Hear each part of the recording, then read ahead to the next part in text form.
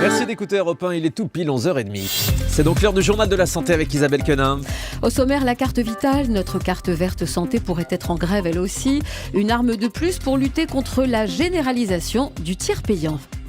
Deux canettes de soda par jour, une dose qui ferait vieillir prématurément nos cellules. Et puis pour terminer, les tocs de nos célébrités. Voilà pour le sommaire.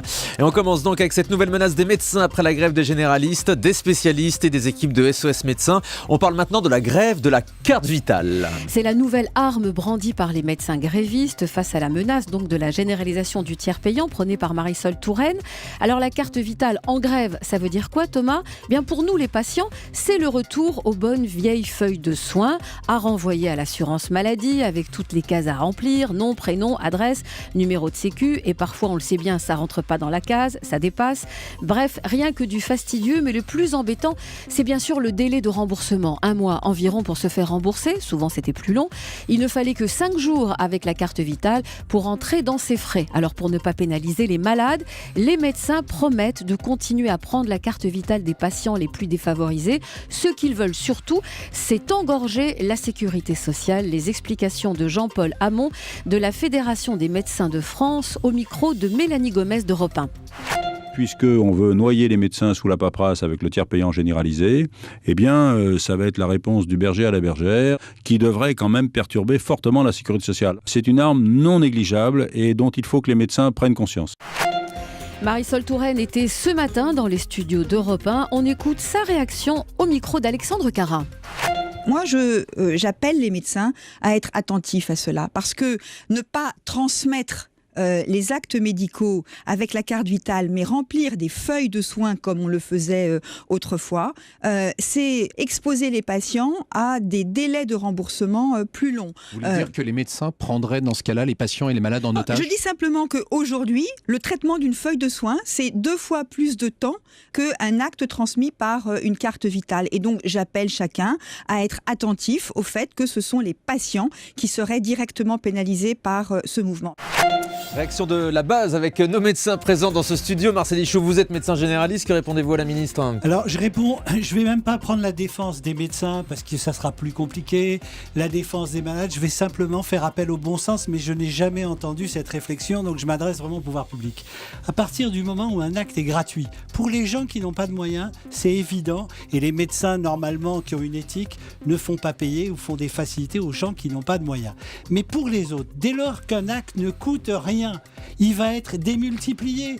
On le sait, quand les gens ne payent pas, imaginez que vous allez dans votre supermarché, alors on va me dire que oui mais c'est des médicaments, c'est pareil, on va avoir un engorgement des cabinets médicaux et il va y avoir une explosion des dépenses de santé. Donc au motif de les réduire, on va les faire exploser. Bon, on voit que le conflit est loin d'être terminé. Encore un mot, Stéphane ? Oui, derrière le tiers payant, finalement, ce qui menace, puisque du coup, les médecins vont être payés par la Sécu, ils vont être comme des fonctionnaires, sauf qu'ils n'auront pas de congés payés et devront payer leur cabinet. Derrière ça, il va y avoir le contrôle des prescriptions, finalement. Parce que si on prescrit, par exemple, des examens complémentaires qui vont paraître excessifs à la Sécu ou tel médicament, eh bien, le risque, c'est que en représailles, il ne soit pas rémunéré. Et puis, c'est quand même incroyable de travailler en septembre pour être payé en décembre. Est-ce qu'elle accepterait ça, Marisol Touraine, d'être payée 2 mois après et d'écrire à toutes les mutuelles pour pouvoir être payée ? Parce que c'est ça, il y a plus de 400 mutuelles. Donc pour chaque patient, il va falloir écrire aux différentes mutuelles pour pouvoir être remboursé.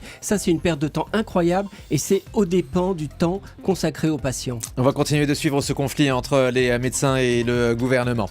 Dans le reste de l'actualité santé ce matin, 2 canettes de soda par jour, une dose qui ferait vieillir prématurément. Isabelle Quenin.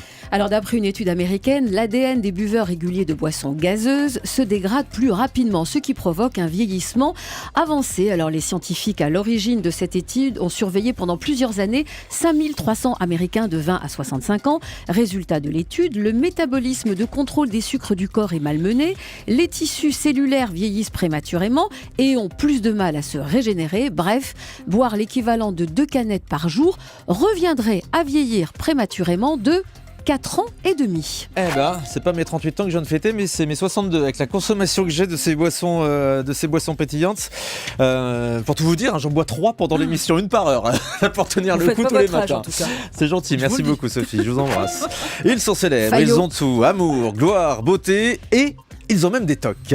Et oui Thomas, les troubles obsessionnels compulsifs. Alors sur le net aujourd'hui, on parle des TOC, des people. On apprend par exemple que l'acteur Guillaume Canet est obsédé par sa cuisinière, les boutons de sa cuisinière. Est-ce qu'il les a bien tournés ou pas? Il est terrifié à l'idée d'écraser un cycliste, ce qui l'amène, attention c'est imprudent, à se retourner plusieurs fois dès qu'il en dépasse un sur sa route. Ça c'est prudent. David Beckham, non, une fois que vous l'avez dépassé, arrêtez de vous retourner.